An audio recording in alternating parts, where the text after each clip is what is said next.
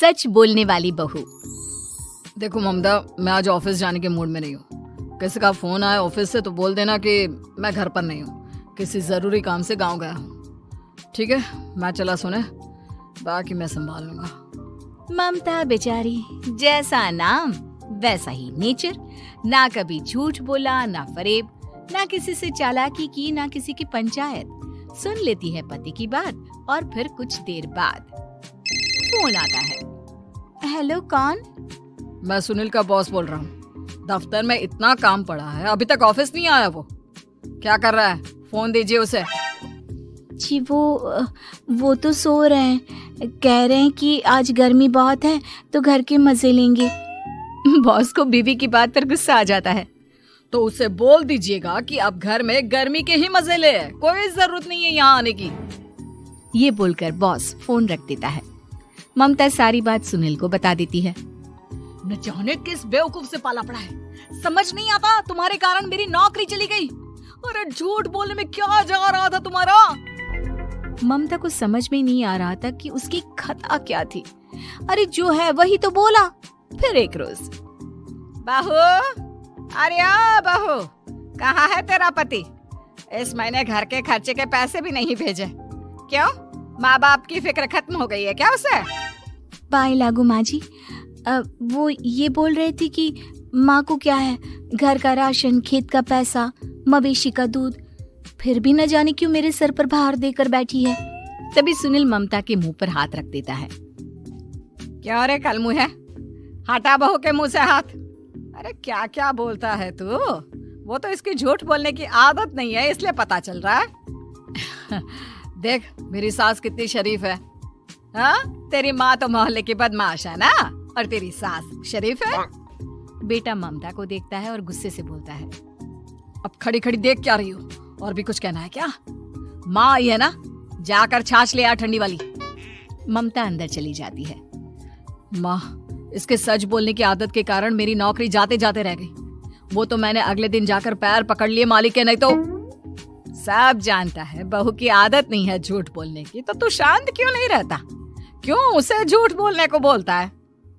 फिर एक रोज, बहू जा अपनी पड़ोसन के पास और उससे बोल कि वो लाल वाली साड़ी जो उसने नए साल की पार्टी में पहनी थी, तुझे वो चाहिए। ना माँ जी, मुझे नहीं चाहिए। वैसे भी कल जिस शादी में जाना है ना, वहाँ के लिए तो मेरे पास काली साड़ी है। सास सर पर हाथ रखकर, अरे बुद्धू, मुझे चाहिए साड़ी। वैसे भी तुम लोगों में तो साड़ी का लेन देन चलता है ना, तेरी भी तो उसने पहनी थी ना। हाँ माँ जी, वो क्या है ना, हम दोनों के कपड़े एक दूसरे को आ जाते हैं। मैं ले आती हूँ आपके लिए साड़ी। बहू पड़ोसन के पास जाती है। कैसी हो निर्मला, तेरी लाल साड़ी चाहिए थी। क्यों? तू तो बोल रही थी कि तेरे पास काली वाली साड़ी है, तू वही पहनेगी, फिर लाल का क्या करेगी? अरे मैं तो काली ही पहनूंगी, लेकिन मेरी सास ने देखी थी तेरी लाल साड़ी, वो नए साल की पार्टी में तूने पहनी थी ना, तो इसलिए वो मांग रही है। ये सुनकर पड़ोसन थोड़ा परेशान हो जाती है। देख ममता, तेरे लिए तो मैं एक बार को साड़ी दे भी देती, लेकिन तेरी सास के लिए नहीं। वो क्या है ना, तू तो जानती है कितनी गंदी आदत है तेरी सास की, खाया पिया सब कपड़े पर ही पोंछ देती है। मेरी लाल साड़ी बहुत महंगी वाली है, पता चले उस पर हल्दी तेल का निशान लगा हो। ममता घर आ जाती है खाली हाथ। ममता को देखकर, नहीं देना उसका लूटी ने साड़ी।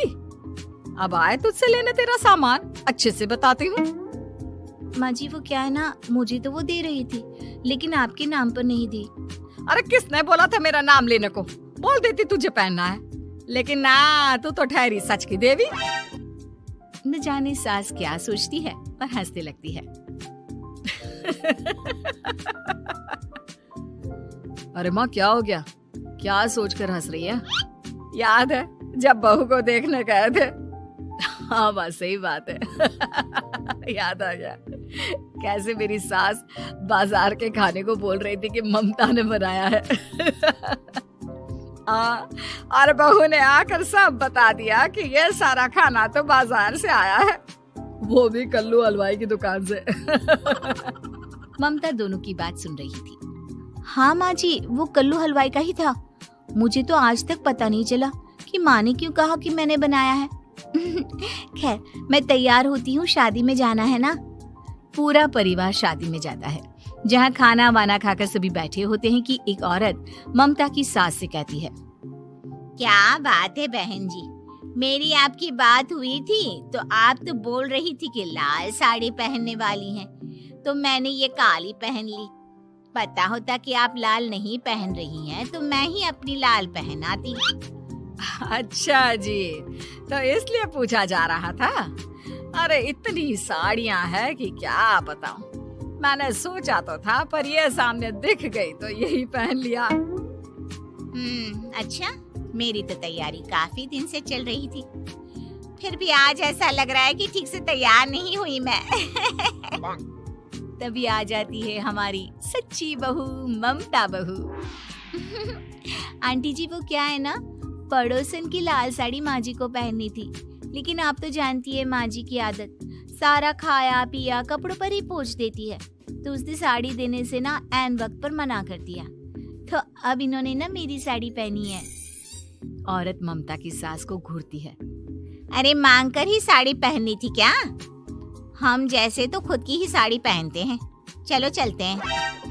सास का गुस्सा अब ममता पर फूट पड़ता है। अरे क्या जरूरत थी ये बात सबसे कहने की?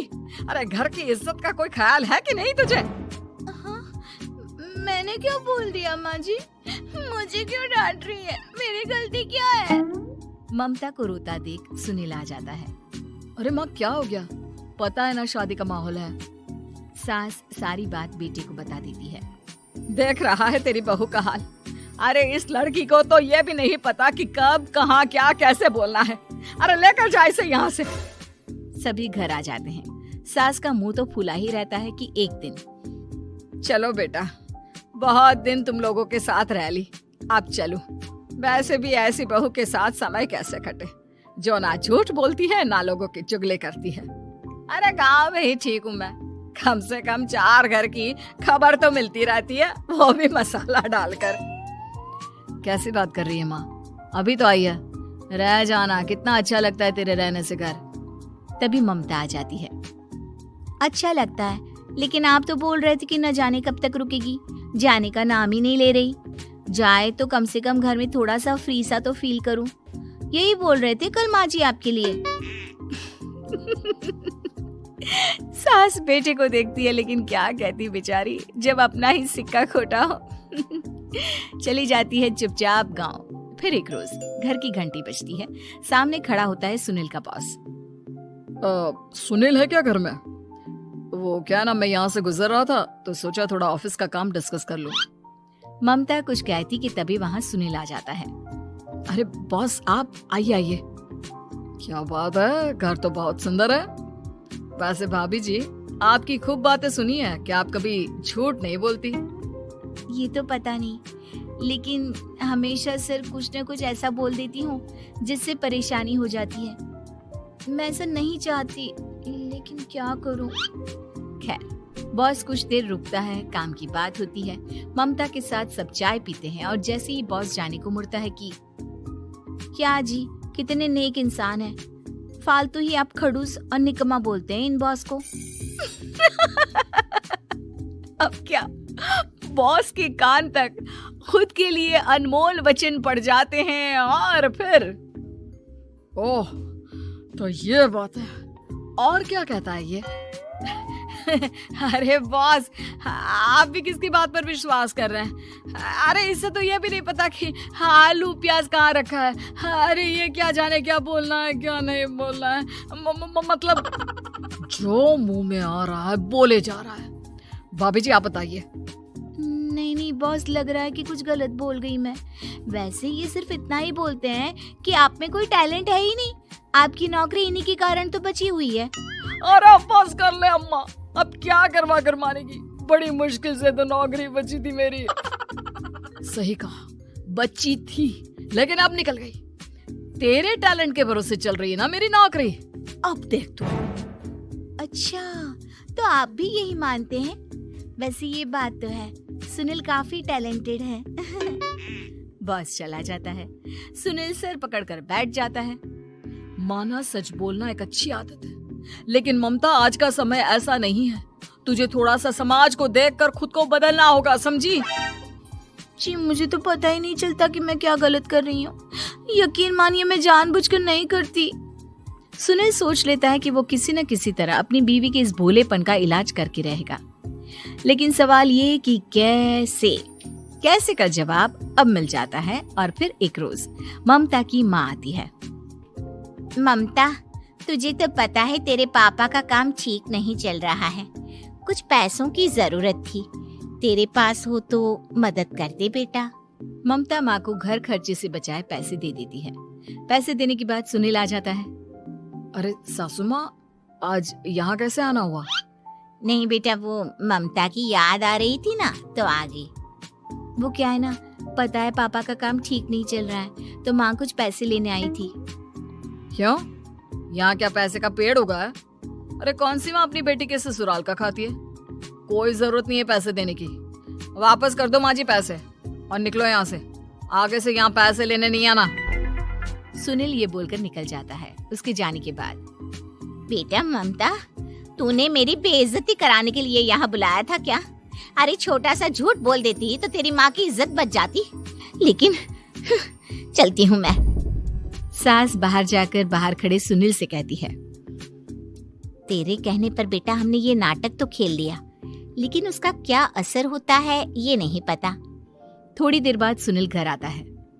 देखिए, मुझे मेरी गलती का एहसास हो गया है।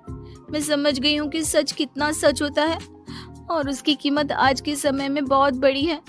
माफ करना, मैं आज से सच कभी नहीं बोलूंगी। क्या? कभी नहीं? फिर क्या, दोनों मियाँ बीवी खुश रहने लगते हैं, क्योंकि बीवी को थोड़ी सी झूठ की आदत हो जाती है।